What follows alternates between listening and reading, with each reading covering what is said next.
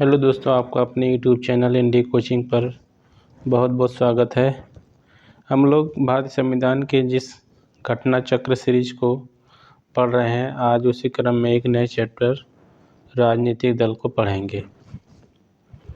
सबसे पहले देखेंगे इसमें कुछ महत्वपूर्ण तथ्य और उसके बाद इससे संबंधित जो क्वेश्चन होंगे उसको पढ़ेंगे। तो देखिए, राजनीतिक दल यानी कि पॉलिटिकल पार्टियाँ भारत में लोकतांत्रिक प्रणाली अपनाई गई है। शासन की कौन सी प्रणाली? लोकतांत्रिक प्रणाली। और लोकतांत्रिक प्रणाली की सबसे महत्वपूर्ण व्यवस्था होती है एक दलीय व्यवस्था, यानी कि इस प्रणाली में जो राजनीतिक दल होते हैं ना, उनकी बहुत अधिक महत्वपूर्ण भूमिका होती है। तो राजनीतिक दल अलग अलग शासन में अलग अलग प्रकार की व्यवस्थाएं अपनाई गई हैं। जैसे बहुत से देशों में द्विदलीय व्यवस्था है, यानी कि वहाँ पर राजनीतिक दल दो ही रहते हैं। जैसे अमेरिका हो गया और आपका ग्रेट ब्रिटेन हो गया। इस तरीके से कुछ और ऐसे देश भी हैं जहाँ पर बहुदलीय व्यवस्था है, यानी कि वहाँ पर दो से अधिक दल शासन प्रणाली में होते हैं। तो भारत में भी बहुदलीय व्यवस्था है। भारत में किस प्रकार की व्यवस्था है?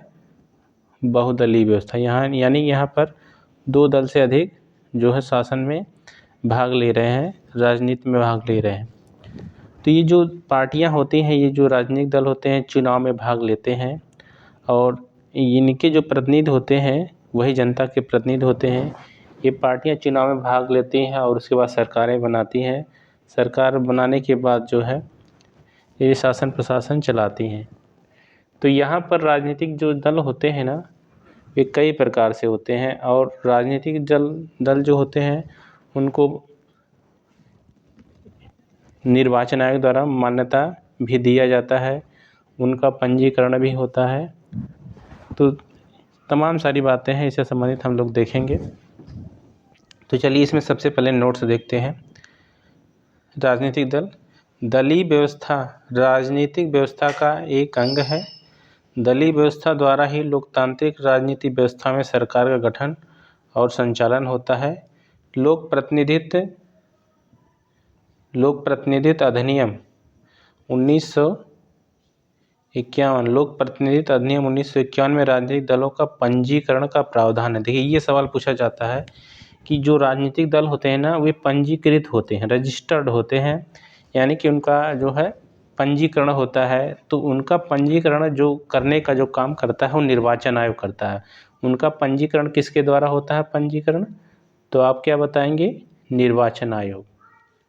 उनका निर्वाचन आयोग के द्वारा पंजीकरण होता है। और उनका जो पंजीकरण है ना, लोक प्रतिनिधित्व अधिनियम 1951 या जन प्रतिनिधित्व अधिनियम 1951, ये फैक्ट पूछा जाता है, तो इसको यहाँ पर याद करिएगा।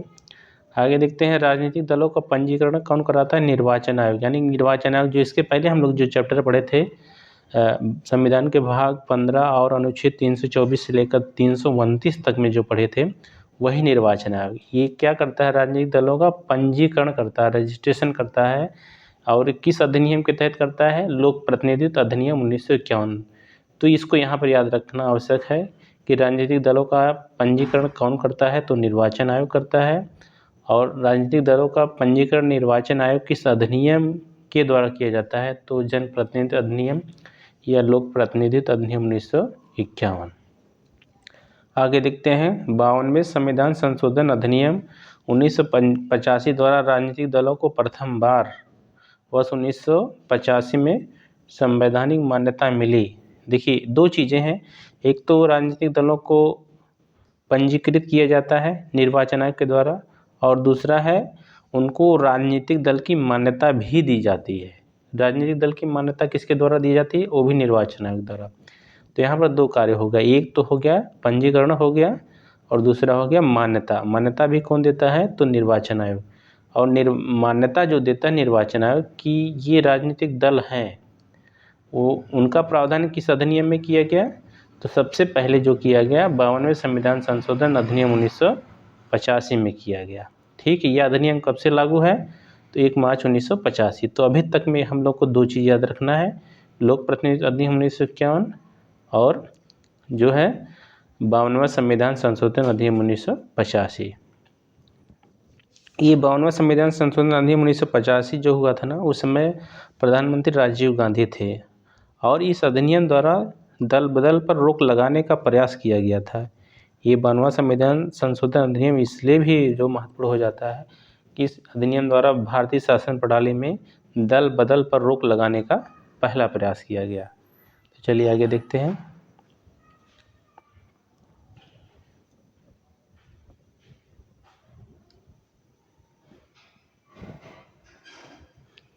यह अधिनियम 1 मार्च 1985 से लागू है।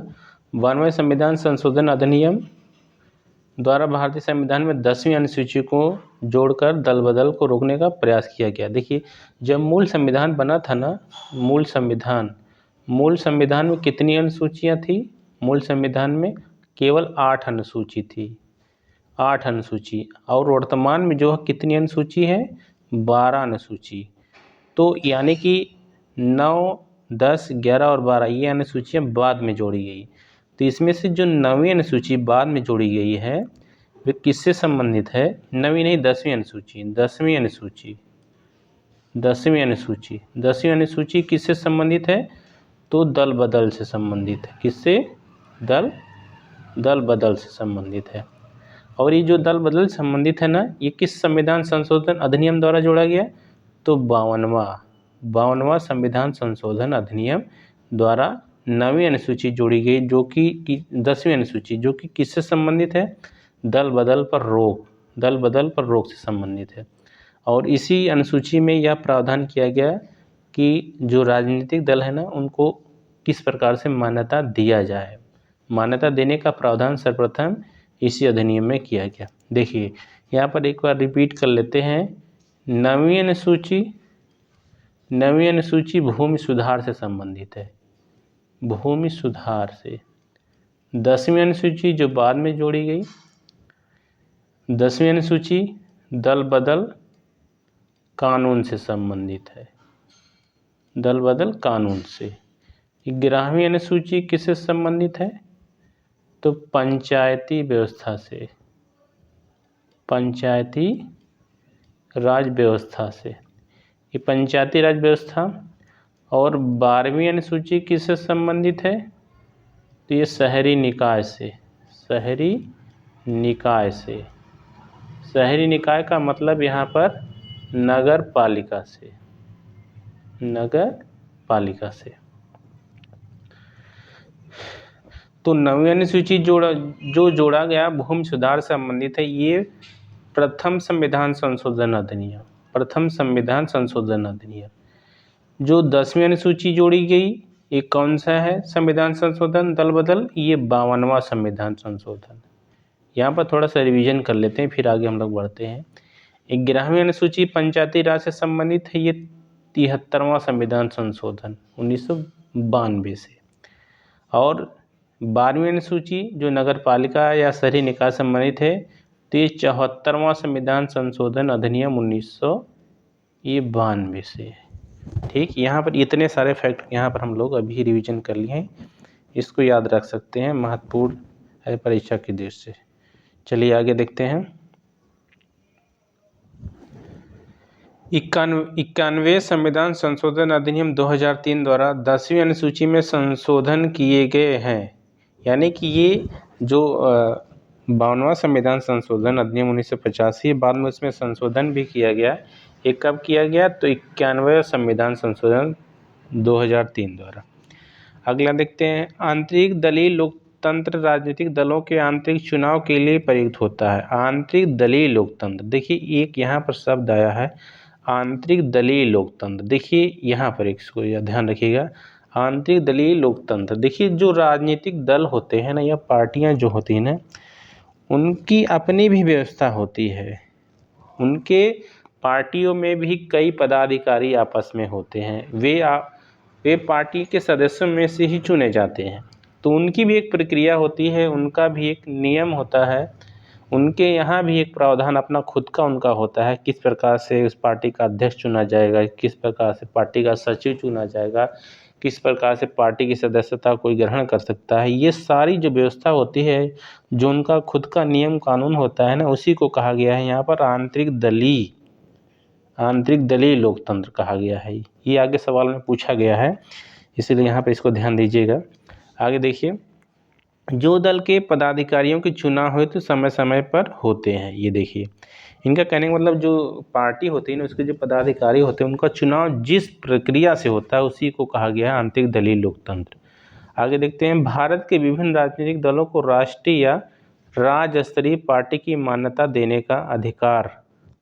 निर्वाचन प्रतीक, देखिए जो भी पार्टियां हैं, जो भी राजनीतिक दल होते हैं ना, वो उनकी तीन कैटेगरी होती है, तीन श्रेणियाँ।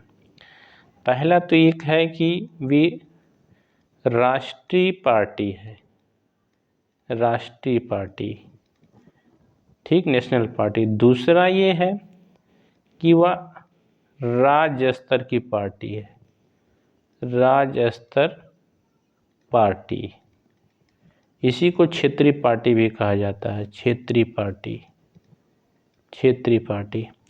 और जो तीसरा होता है, इसको तो नहीं कहेंगे, जो कोई भी प्रत्याशी जो किसी भी दल से नहीं जुड़ा होता उसको निर्दल कहा जाता है। तो यहाँ पर कोई कैटेगरी नहीं होगी। पार्टियों की दो ही कैटेगरी होती है, एक राष्ट्रीय पार्टी और दूसरा राज्य स्तर पार्टियाँ। इसके अलावा भी अन्य बहुत सारी छोटी छोटी पार्टियाँ होती हैं जो कि ना तो राष्ट्रीय पार्टी होती है ना राज्य स्तर की पार्टी होती है।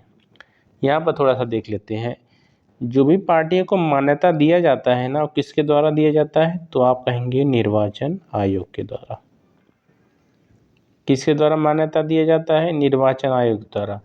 अभी जो निर्वाचन आयोग मान्यता देता है ना, ठीक है, कौन सी मान्यता, राष्ट्रीय स्तर की पार्टी या राज्य स्तर की पार्टी, ये मान्यता देने का जो अधिकार है निर्वाचन आयोग को है। और ये अधिकार किस अधिनियम के तहत मिला है, तो निर्वाचन प्रतीक, यहाँ पर देखिए, निर्वाचन प्रतीक आरक्षण और आवंटन आदेश, निर्वाचन प्रतीक आरक्षण और आवंटन आदेश।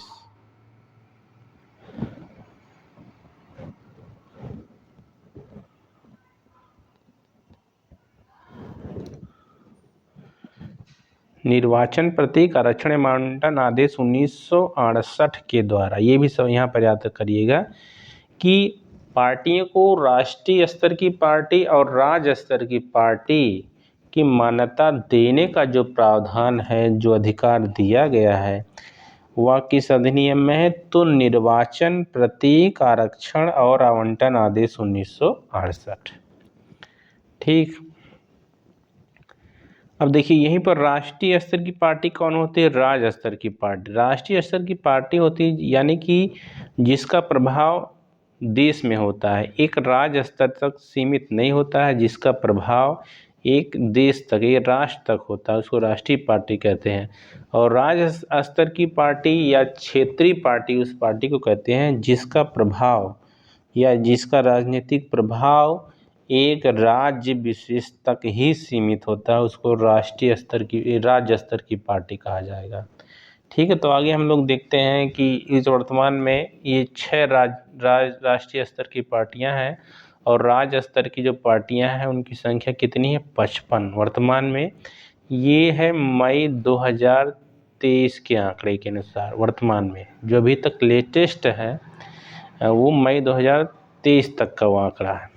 चलिए आगे देखते हैं।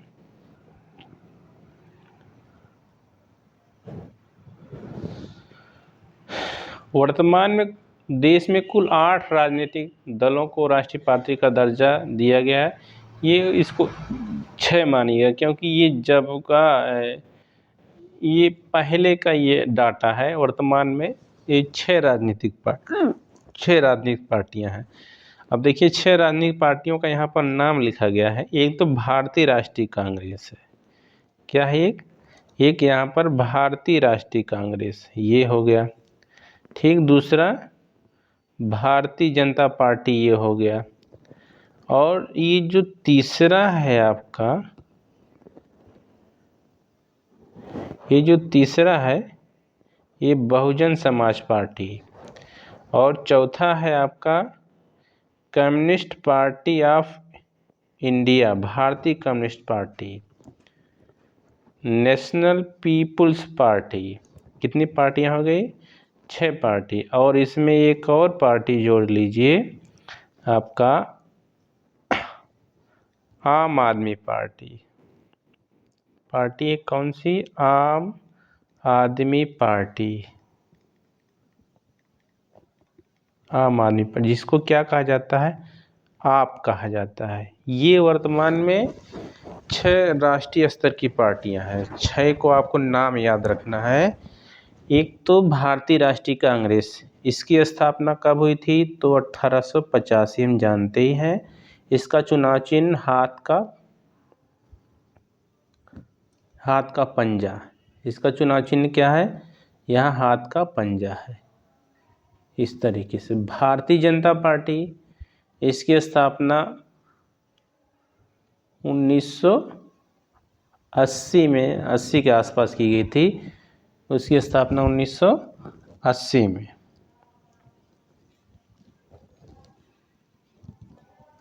1980 में की गई। इसका आप जानते हैं कमल इसका चुनाव चिन्ह है। बहुजन समाज पार्टी, बहुजन समाज पार्टी इसकी स्थापना कब की गई थी? तो आप बताएंगे 1984 में। कब हुई थी? तो 1984 में इसकी स्थापना हुई थी। सीपीएम इसकी जो स्थापना हुई थी 1964 में हुई थी। सीपीआईएम यानी कम्युनिस्ट पार्टी ऑफ इंडिया, मार्क्सवादी। हालांकि जो इसका प्रभाव है वर्तमान में कह सकते हैं आप, जो है पश्चिम बंगाल और दक्षिण भारत, केरल इत्यादि में इसका प्रभाव ज़्यादा है। और उसके बाद National People's Party, National People's Party भी वर्तमान में राष्ट्रीय स्तर की पार्टी है। इसका जो प्रभाव है ईस्ट इंडिया पर, यानी कि पूर्वी भारत में इसका प्रभाव, पूर्वी भारत में। ठीक, इसका जो चुनाव चिन्ह है एक बुक, किताब है इसका चुनाव चिन्ह, किताब। और आम आदमी पार्टी का चुनाव चिन्ह तो हम लोग जानते ही हैं, झाड़ू है इसका चुनाव चिन्ह, इस तरीके से झाड़ू। ठीक, ये इसका जो ज़्यादातर दिल्ली, पंजाब और राजस्थान में है, इसका प्रभाव है। तो वर्तमान में अगर पूछा जाए, ये चूँकि पहले का डाटा, वर्तमान पूछा जाए तो राष्ट्रीय स्तर की कितनी पार्टियां हैं? 6 पार्टियां हैं, जिसका भी हम लोगों ने जिक्र किया। और राज्य स्तर की अगर पूछ लिया जाए पार्टी, राज्य स्तर की पार्टी या क्षेत्रीय पार्टी, तो उसकी संख्या वर्तमान में 55 है। ये जो आंकड़ा है मई 2023 का आंकड़ा है। ठीक है, अब चलिए आगे देखते हैं।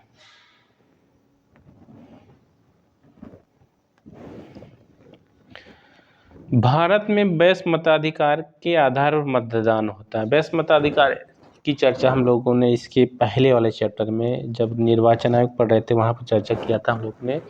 ये कहा था कि 18 प्लस की आयु वाले जितने भी भारत में लोग हैं, उन सबको मताधिकार का प्रयोग करने का अधिकार दिया गया है। तो ये क्या है? इसी को कहा जाता है वयस्क मताधिकार। वयस्क मताधिकार का अर्थ यही है कि एक निश्चित आयु से ऊपर के जितनी भी जनसंख्या होगी उन सबको मत प्रयोग का अधिकार रहेगा, वही वयस्क मताधिकार है। जैसे 18 प्लस जितने भी लोग हैं उन सबको जो है बिना किसी भेदभाव के मत देने का अधिकार दिया जाए, तो वही क्या है? आपका वयस्क मताधिकार है। तो भारत में निर्वाचन इसी आधार पर होता है। आगे देखते हैं, राजनीतिक दलों को अपने स्वयं के मानक स्थापित करने की स्वतंत्रता होती है। देखिए, राजनीतिक दल जो उनके अपने स्वयं के मानक होते हैं ना, यानी कि उनके अपने नियम क्या होंगे, उनके अपने आदर्श क्या होंगे, उनके अपने क्या तरीके होंगे, किस तरीके से करेंगे, ये सब उनके अपने अपने मानक स्थापित करने के स्वतंत्र होते हैं। इसमें निर्वाचन आयोग कोई हस्तक्षेप नहीं करता है। भारतीय राष्ट्रीय कांग्रेस में जो राष्ट्रीय शब्द है ब्रिटिश शासन की विरुद्ध प्रक्रिया से प्रभावित था। देखिए, 19वीं शताब्दी के अंत में जो है, जब भारतीय राष्ट्रीय कांग्रेस की स्थापना हुई थी, तो उस समय राष्ट्रवाद की लहर उठी थी भारत में। चूँकि उस समय ब्रिटिश सत्ता शासन में थी और भारत एक अंग्रेजों का उपनिवेश था। तो भारत में हर तरीके से जो है शोषण हो रहा था भारतीयों का। तो भारत में एक राष्ट्रवाद की भावना उस समय जागृत हुई थी। तो उसी से प्रेरित होकर जो है इस पार्टी की जब स्थापना की गई थी 1885 में, तो राष्ट्रीय शब्द जोड़ा गया, भारतीय राष्ट्रीय कांग्रेस, राष्ट्रीय शब्द जोड़ा गया। ठीक है, तो उसी को यहाँ यानी कि ब्रिटिश शासन की विरुद्ध प्रतिक्रिया से प्रभावित था जो राष्ट्रीय शब्द जोड़ा गया। आगे देखते हैं, भारतीय राष्ट्रीय कांग्रेस के प्रथम अध्यक्ष कौन थे? तो WC बनर्जी यानी कि बेमेश चंद्र बनर्जी। ठीक है, हम लोग इतिहास में भी पढ़ चुके हैं कि भारतीय राष्ट्रीय कांग्रेस की स्थापना जो है कब हुई थी? तो 8 दिसंबर 1885 को इसकी स्थापना कहाँ हुई थी? बम्बई में। इसकी स्थापना कहाँ हुई थी? बम्बई में हुई थी। यही इसका प्रथम अधिवेशन था और इसके अध्यक्ष कौन थे? यही बेमेश चंद्र बनर्जी थे। ठीक है, जबकि इसके महासचिव कहेंगे या सचिव कहेंगे उस समय कौन थे? ए.ओ. ह्यूम थे। ए.ओ. ह्यूम। उस समय कई जो संस्थापक भारतीय थे इसमें, जो तो कि एक अंग्रेज का नाम आता है, एलन ऑक्टेवियम ह्यूम का नाम आता है यहाँ पर। ठीक, वो भी एक रिटायर्ड प्रशासनिक अधिकारी थे जो जाकर शिमला में बस गए थे। तो यहाँ पर स्थापना हुई थी भारतीय राष्ट्रीय कांग्रेस की। तो तब से लगातार अधिवेशन हो रहा था, अधिवेशन से संबंधित भी सवाल पूछे जाते हैं। तो यही यहाँ पर बताया गया है कि प्रथम जो है अध्यक्ष कौन थे? तो बेमेश चंद्र बनर्जी थे। आगे देखते हैं, भारतीय राष्ट्रीय कांग्रेस की स्थापना 1885 में हुई थी।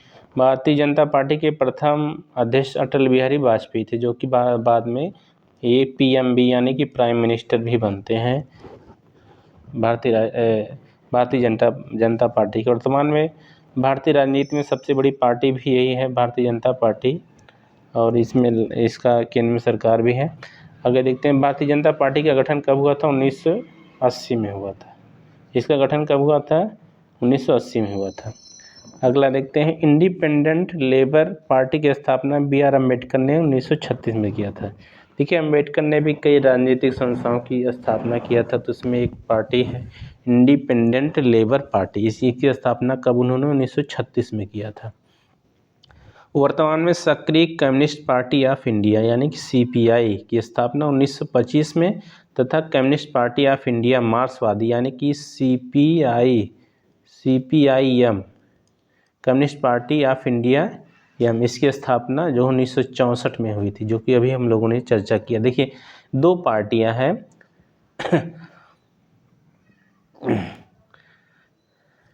देखिए, एक CPI नाम से पार्टी, यहाँ पर थोड़ी चर्चा कर लेते हैं। CPI तो ये है, इसको कहा जाता है भारतीय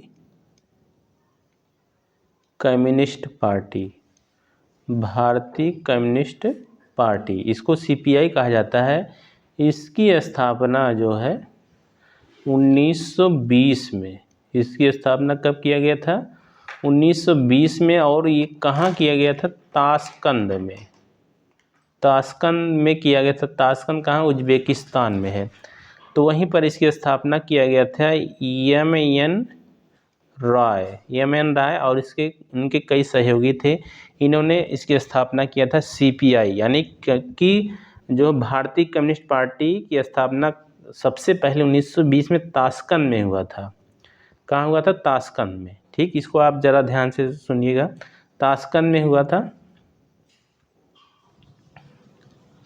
और उसके बाद जो है यही जो पार्टी है, क्योंकि इसकी स्थापना सबसे पहले ताशकंद में हुआ, लेकिन भारत में इसकी स्थापना 1925 में किया गया। इस भारत में इसकी स्थापना कब किया गया?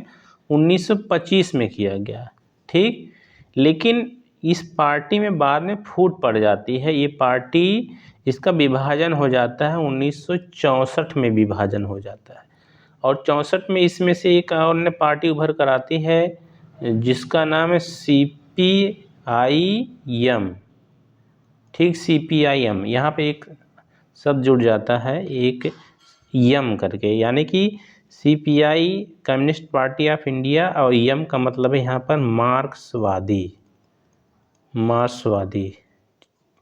चूँकि CPI जो कम्युनिस्ट लोग हैं या कम्युनिस्ट विचारधारा के लोग हैं, वे कहीं न कहीं जो मार्क्स से प्रेरित हैं, इसलिए उन्होंने यहाँ पर यम शब्द लगाया है। यम का मतलब मार्क्सवादी। एक विचारधारा है। ठीक है, तो यहाँ पर संभवतः समझ गए होंगे आप लोग। तो आगे देखते हैं इसको, चलिए। आम आदमी पार्टी एक राज्य स्तरीय पार्टी है। आम आदमी पार्टी क्या है? एक राज्य स्तरीय पार्टी है। महात्मा गांधी और जयप्रकाश नारायण ने, देखिए हाँ, यहाँ पर आम आदमी पार्टी, ये आम आदमी पार्टी की जो स्थापना हुई थी 2012 में, कहाँ पर? दिल्ली में, दिल्ली में हुई। ठीक, आम आदमी पार्टी 2012 में दिल्ली में हुई थी। पहले यह क्या थी? क्षेत्रीय पार्टी। क्षेत्रीय पार्टी का मतलब राज्य स्तरीय पार्टी। ठीक, लेकिन वर्तमान में यह राष्ट्रीय पार्टी बन चुकी है। ठीक है, और दिल्ली और पंजाब में इसकी सरकार भी है। दिल्ली में और पंजाब में इसकी सरकार भी है। झाड़ू इसका चुनाव चिन्ह है। आगे देखते हैं, महात्मा गांधी और जयप्रकाश नारायण ने भारत में दल विहीन प्रजातंत्र का समर्थन किया। यहाँ पर दो नाम दिए गए, महात्मा गांधी और जयप्रकाश नारायण। इन लोगों ने क्या किया था? दल विहीन प्रजातंत्र, यानी कि लोकतांत्रिक व्यवस्था तो हो, लेकिन कैसी हो? दल विहीन, यानी कि यहाँ पर दल नहीं होने चाहिए। ठीक है, चलिए आगे देखते हैं।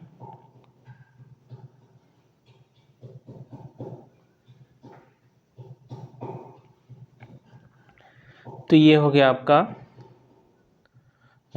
नोट्स इससे संबंधित। अब हम लोग चर्चा करेंगे जो है इसके बाद जो क्वेश्चन दिया गया है उस पर चर्चा करेंगे। लेकिन इससे पहले हम लोग यहाँ पर देख लेते हैं, 2-3 महत्वपूर्ण चीज़ें हैं जो इस नोट्स में देखने को मिली हैं और जिससे संबंधित आगे क्वेश्चन भी पूछा गया है। वहाँ पर सबसे पहले चर्चा कर लेते हैं राजनीतिक दल से संबंधित महत्वपूर्ण फैक्ट क्या है। देखिए, सबसे पहले तो यहाँ पर जो राजनैतिक दल है ना, भारत में किस प्रकार की दलीय व्यवस्था है? तो बहुदलीय व्यवस्था। राजनीतिक दल, तीन को मान्यता एवं पंजीकरण, मान्यता एवं पंजीकरण कौन करता है? तो ये करता है निर्वाचन आयोग। निर्वाचन आयोग इनको मान्यता देता है, इनका पंजीकरण करता है निर्वाचन आयोग। ठीक, अब यहाँ पर जो पंजीकरण होता है राजनीतिक दलों का, वो एक अधिनियम के तहत होता है। ये अधिनियम कौन सा है? जन प्रतिनिधित्व अधिनियम 1951। ये 1951 जन प्रतिनिधित्व अधिनियम 1951। दूसरा है, जो राजनीतिक दलों को मान्यता मिलती है निर्वाचन आयोग के द्वारा, वो किसके द्वारा मान्यता मिलती है? तो ये मान्यता मिलती है इनको 52वां संविधान संशोधन अधिनियम 1985। अनुसूची, अगर अनुसूची पूछ ले तो यहाँ पर 10वीं अनुसूची, इनके द्वारा मान्यता दिया जाता है। इसमें संशोधन भी हुआ था। इस अधिनियम में कब संशोधन हुआ था? तो 91वां संविधान संशोधन अधिनियम 2003। ठीक, इसके द्वारा इसमें क्या किया गया? संशोधन किया गया। दो चीज़ें यहाँ पर हो गई।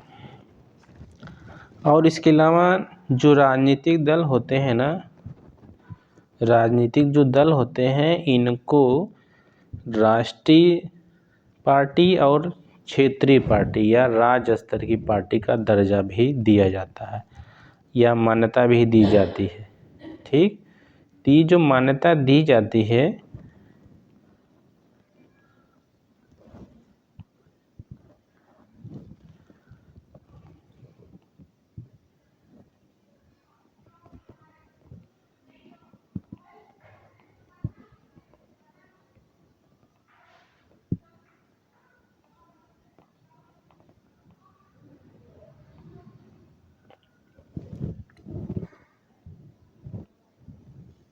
तो यहाँ पर देखिए, जो इनको मान्यता दी जाती है पार्टियों को, राजनीतिक पार्टी, इनको जो मान्यता है राष्ट्रीय पार्टी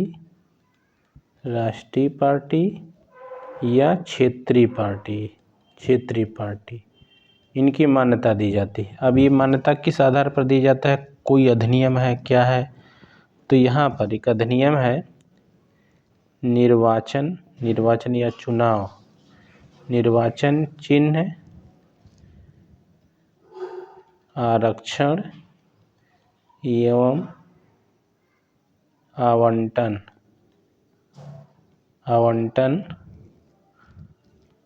आदेश 1968, इनके द्वारा राजनीतिक पार्टियों को, चाहे राष्ट्रीय पार्टी हो, क्षेत्रीय या राज्य स्तरीय पार्टी है, इन दोनों की मान्यता दिया जाता है। ये भी मान्यता किसके द्वारा दिया जाता है, तो ये मान्यता दिया जाता है किसके द्वारा, वही निर्वाचन आयोग के द्वारा। ठीक, निर्वाचन आयोग के द्वारा दिया जाता है।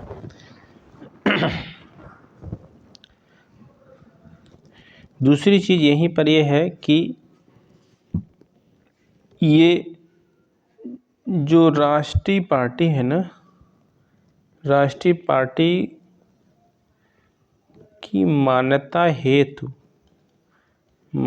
हेतु आवश्यक शर्त, कुछ शर्तें होती हैं ना, जिनको फॉलो करने पर, जो कंडीशन प्राप्त करने पर ही ये जो पार्टियां होती हैं ना, उनको राष्ट्रीय पार्टी का दर्जा दिया जाता है। इसी प्रकार से कुछ शर्तों को प्राप्त करने पर ही उनको जो है किसी भी पार्टी को राज्य स्तर पार्टी या क्षेत्रीय पार्टी का दर्जा दिया जाएगा।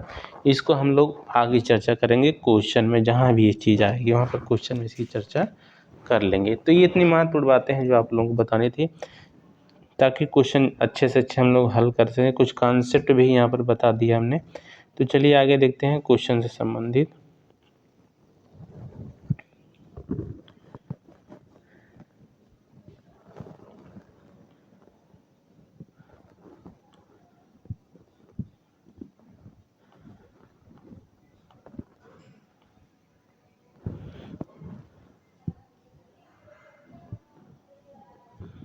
पहला देखिए क्वेश्चन क्या कह रहा है, भारत का संविधान निम्नलिखित अनुच्छेदों में से किस एक के अंतर्गत एक निर्वाचन आयोग का प्रावधान करता है। भारत का संविधान निम्नलिखित अनुच्छेदों में से किस एक के अंतर्गत निर्वाचन आयोग का प्रावधान करता है, तो कौन सा हो जाएगा, ये अनुच्छेद 324 हो जाएगा।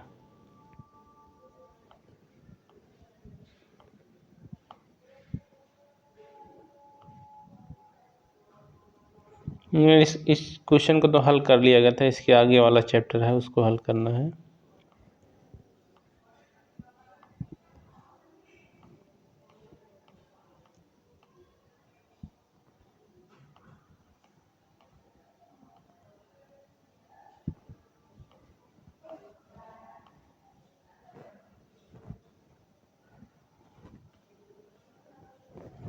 चलिए पहला क्वेश्चन देखते हैं।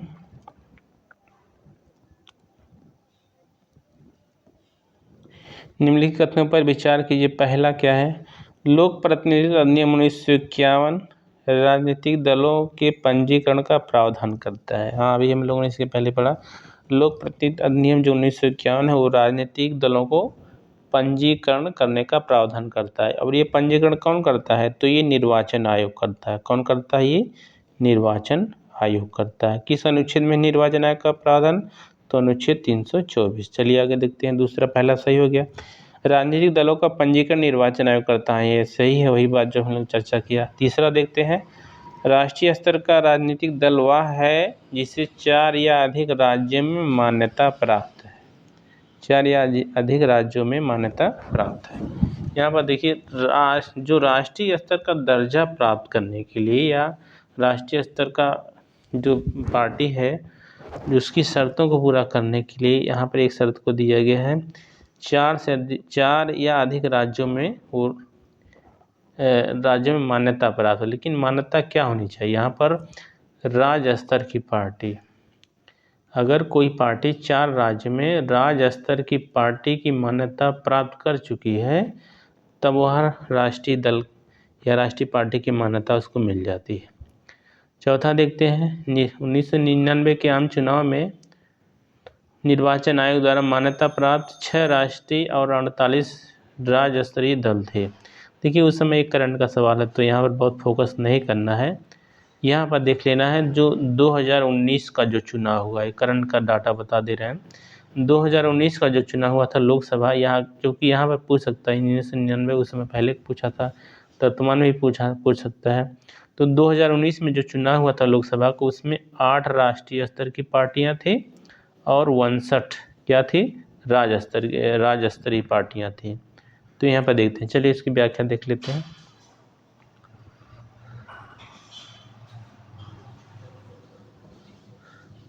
लोक प्रतिनिधित्व अधिनियम 1951 में राजनीतिक दलों के पंजीकरण और पंजीकरण के नियमों की व्यवस्था की गई। सही है। राजनीतिक दलों का पंजीकरण निर्वाचन आयोग करता है। साथ ही वह निर्वाचन प्रतीक, आरक्षण और आवंटन आदेश 1968 के तहत राजनीतिक दलों को निर्धारित मानदंडों के आधार पर राष्ट्रीय दल या राज्य स्तरीय दल, क्षेत्रीय दल के रूप में मान्यता प्रदान करता है। उन्हें चुनाव चिन्ह भी आवंटित करता है। वह दल राष्ट्रीय दल होता है। अब यहाँ पे देखिए राष्ट्रीय दल के लिए यहाँ पर क्या क्या कंडीशन लिखा गया है, क्या क्या शर्तें लिखी गई हैं, उसको यहाँ पर लिखा गया है। वह दल राष्ट्रीय दल होता है जो कम से कम 4 राज्यों में पिछले आम चुनाव, लोकसभा हो चाहे विधानसभा हो, में कुल पड़े वैध मतों में से न्यूनतम 6% मत प्राप्त करता है और किसी राज्यों में से लोकसभा में 4 सीटें यानी कि 6% वैलिड वोट भी उसको मिलना चाहिए और 4 सीटें भी लोकसभा की उसको मिलनी चाहिए। ठीक है, तब वह राष्ट्रीय स्तर की पार्टी बन सकती है। दूसरा है, या यहाँ पर देखिए लिखा हुआ है, लोकसभा में 3 विभिन्न राज्यों से मिलकर 2% सीटें प्राप्त करता है और या उस दल को कम से कम 4 राज्यों में राज्य स्तरीय दल की मान्यता प्राप्त हो। 1999 में के आम चुनाव में निर्वाचन आयोग द्वारा 6 राष्ट्रीय और 48 राज्य स्तरीय दल थे। वर्तमान में भारत में मान्यता प्राप्त राष्ट्रीय तथा 50 से अधिक राज्य स्तरीय दल हैं। ठीक है, वर्तमान में कितने हैं? अब वर्तमान में कितने? 6 हैं। यहाँ पर 8 की जगह 6 कर लेंगे और 55 है वर्तमान में। ये मई 2023 का आंकड़ा है, वर्तमान में ये स्थिति है। तो देखिए एक चीज़ और यहाँ पर याद कर लेना है, तभी हम लोग क्वेश्चन आगे वहाँ पर हल कर सकते हैं, नहीं तो हल करने में बोरिंग लगेगा। कब किसी पार्टी को राष्ट्रीय स्तर की पार्टी का दर्जा दिया जाता है? राष्ट्रीय स्तर की पार्टी हेतु आवश्यक शर्त क्या है, उसको यहाँ पर हम लोग चर्चा करेंगे, फिर आगे बढ़ेंगे।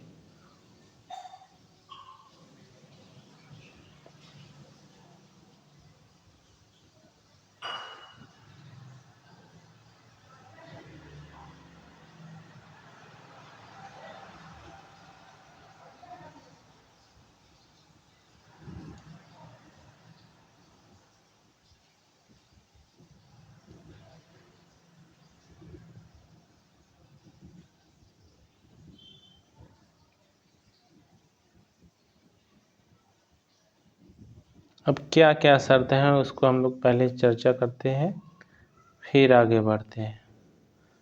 पहला,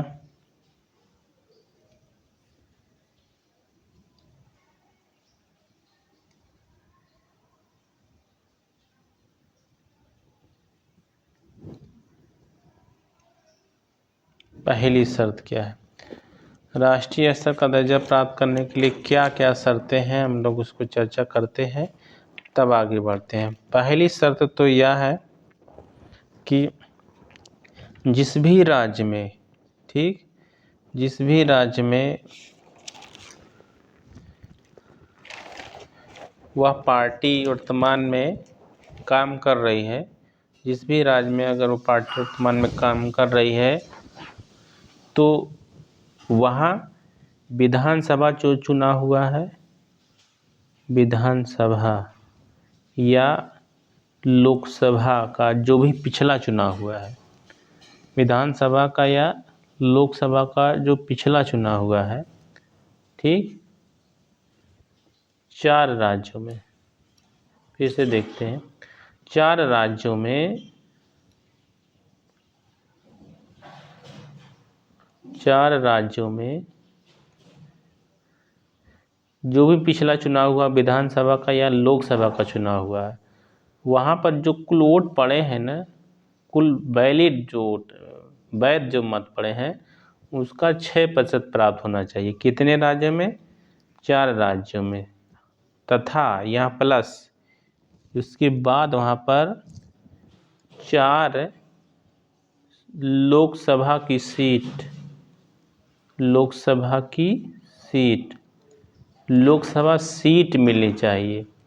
ये जो मिलना चाहिए, ये जो है एक या अधिक राज्यों में, एक या अधिक राज्यों में। पहली कंडीशन क्या है? 4 राज्यों में पड़े कुल वोट का 6% वोट मिलना चाहिए। जो भी पिछला चुनाव वहाँ पर हुआ हो, चाहे विधानसभा का हुआ हो, चाहे लोकसभा का हुआ हो, उसका 6% मिलना आवश्यक है और 4 सीट भी मिलनी चाहिए, चाहे एक राज्य में हो, चाहे एक से अधिक राज्यों में, लोकसभा की 4 सीट। पहली कंडीशन तो ये है। दूसरी कंडीशन क्या है? दूसरी कंडीशन ये है कि जो लोकसभा का चुनाव हुआ हो, पिछला कोई भी लोकसभा का चुनाव हुआ हो, यानी कि जब वो आवेदन करता है, देखिए एक चीज़ और यहाँ पर बता दे रहे हैं कि अगर किसी भी पार्टी को राष्ट्रीय स्तर की पार्टी का या राज्य स्तर की पार्टी का दर्जा प्राप्त करना हो, तो वो निर्वाचन आयोग के समक्ष आवेदन करेगा वो, ठीक। इसलिए कोई भी पार्टी ये चाहती है कि उसको राज्य स्तर की पार्टी का दर्जा मिल जाए या राष्ट्रीय स्तर की पार्टी का दर्जा मिल जाए। वो ऐसा इसलिए चाहती है क्योंकि कुछ ऐसी सुविधाएं मिल जाती हैं, ठीक है, जो उनके लिए जो चुनाव में लाभदायक होती हैं। जैसे उनको चिन्ह मिल जाएगा, एक अस्थाई चिन्ह मिल जाएगा, और भी बहुत सारी व्यवस्थाएं उनके लिए हो जाती हैं। तो इसलिए वो चाहते हैं कि ऐसा हो जाए। दूसरी कंडीशन क्या है? राष्ट्रीय स्तर की पार्टी का दर्जा प्राप्त करने हेतु पिछला जो भी लोकसभा का चुनाव हुआ, 2% लोकसभा की सीट, लोकसभा की सीट कितनी मिलनी चाहिए? 2%। और 2% का मतलब जो कुल जो है भारत में लोकसभा की सीट कितनी है? 543 सीट है। अब 543 या 43 सीट में से 2%, इसका 2%, इसका 2% कितना हो जाएगा? तो यहाँ पर लगभग 11 सीट माना गया है, ठीक है। 11 सीट, या तो पहली कंडीशन यह हो 6% वोट हो, या जो है 6% वोट प्लस 4 सीट लोकसभा की, पहली कंडीशन, अथवा, ये अथवा है। दूसरा हो 2% सीट लोकसभा की, कितनी है? 11 सीट। तीसरी जो कंडीशन है, तीसरी कंडीशन है कम से कम 4 राज्यों में, 4 राज्यों में राज्य स्तर की पार्टी हो, यानी कि इसको मान्यता मिल चुकी हो पहले, राज्य स्तर की पार्टी 4 राज्यों में हो, राज्य स्तर की पार्टी हो चुकी हो। अब राज्य स्तर की पार्टी का दर्जा प्राप्त करने हेतु क्या शर्तें हैं, इसको हम आगे अभी देखेंगे। तो ये 3 कंडीशन है या 3 शर्तें हैं। तीनों शर्तों में से किसी एक को अवश्य प्राप्त करना होगा किसी भी पार्टी को, अगर वह राष्ट्रीय स्तर की पार्टी की मान्यता चाहती है, ठीक है। और ये मान्यता कौन देगा? निर्वाचन आयोग देगा। तो चलिए आगे देखते हैं अब इसमें। दूसरा सवाल देखिए, भारत के विभिन्न राजनीतिक दलों को राष्ट्रीय या क्षेत्रीय दल का दर्जा देने का अधिकार किसको है? तो ये कौन हो जाएगा? चुनाव आयोग हो जाएगा, ठीक। चुनाव आयोग, राष्ट्रीय या क्षेत्रीय दल का दर्जा, ये कब, किस अधिनियम में ये बात लिखी गई है कि ये दल का दर्जा देने के लिए ये अधिकार दिया गया है निर्वाचन आयोग, लेकिन किस अधिनियम के द्वारा ये करता है? तो ये अधिनियम अभी हम लोगों ने चर्चा किया, निर्वाचन आरक्षण एवं आवंटन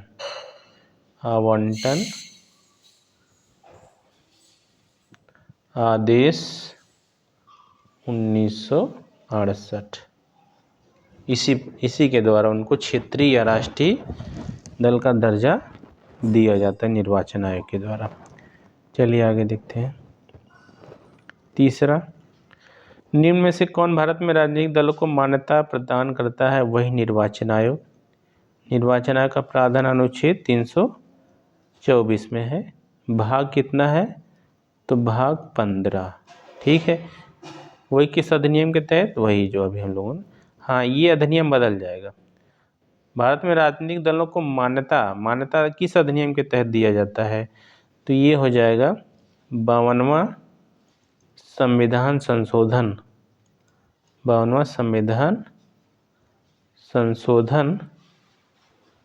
अधिनियम 1985।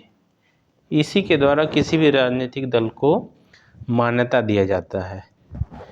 और क्षेत्रीय अथवा राष्ट्रीय पार्टी का दर्जा किस अधिनियम के दिया जाता है? तो अभी इसके पहले हम लोगों ने जो चर्चा किया उसके द्वारा। और राष्ट्रीय पार्टियों को पंजीकरण किस अधिनियम के तहत है? तो जनप्रतिनिधि अधिनियम 1951। चलिए आगे देखते हैं चौथा सवाल।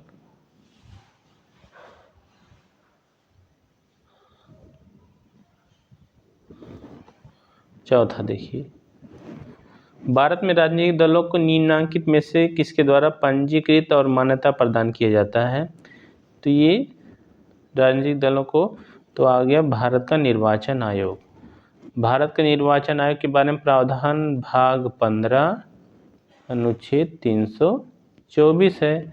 और ये जो मान्यता दिया जाता है ना राजनीतिक दलों को, मान्यता किस अधिनियम के तहत? तो ये पंजीकृत, अगर पंजीकरण पूछा जाए तो ये हो गया जन प्रतिनिधित्व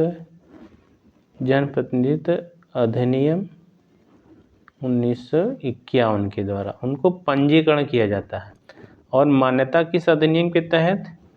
तो मान्यता हो जाएगा यही निर्वाचन चिन्ह आवंटन एवं आरक्षण आदेश 1968। ये ठीक है, आगे चलते हैं।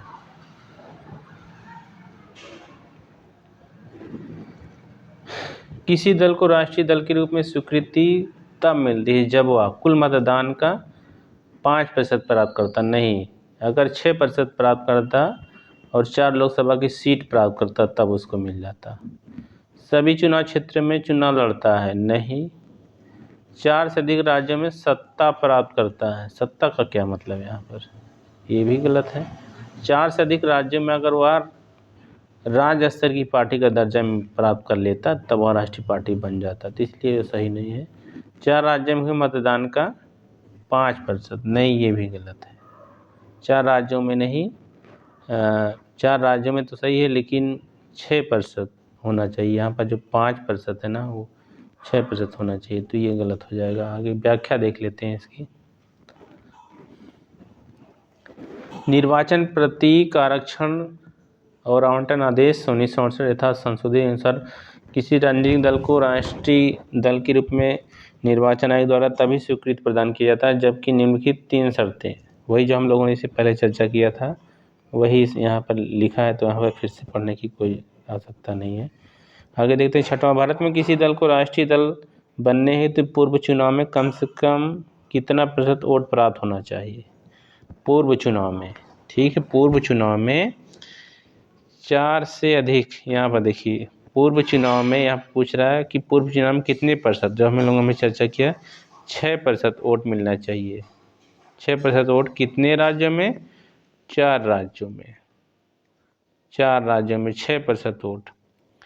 और उसके बाद यहाँ पर 4 सीट भी मिलनी चाहिए ना। 4 सीट किसकी?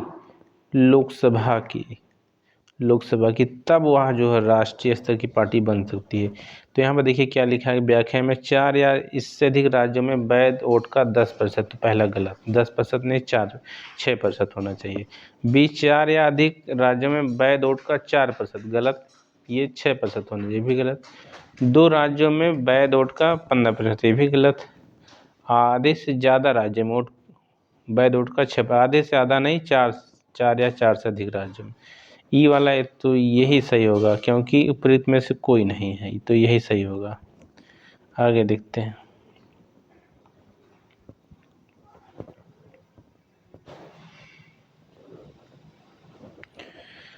कोई भी राजनीतिक दल राष्ट्रीय दल के रूप में मान्यता प्राप्त कर सकता है यदि वह राज्य स्तर का दल है। कोई भी राजनीतिक दल राष्ट्रीय दल के रूप में मान्यता प्राप्त कर सकता है यदि वह राज्य स्तर का दल है। कितने? 4 राज्यों में, ठीक, वही हम लोगों ने चर्चा किया। 4 राज्यों में अगर वह कोई भी पार्टी राज्य स्तरीय दल का दर्जा प्राप्त कर चुकी है तो वह राष्ट्रीय दल के रूप में उसको मान्यता मिल जाएगी स्वतः। तो यहाँ हो गया 7वां सवाल। 8वां देखते हैं। चलिए हम लोग इस वीडियो को यहीं पर समाप्त करते हैं, क्योंकि अभी इसमें काफ़ी क्वेश्चन अभी आगे हैं, तो वीडियो बहुत लंबा हो जाएगा। तो चलिए नेक्स्ट वीडियो में बाकी क्वेश्चन को हल करेंगे।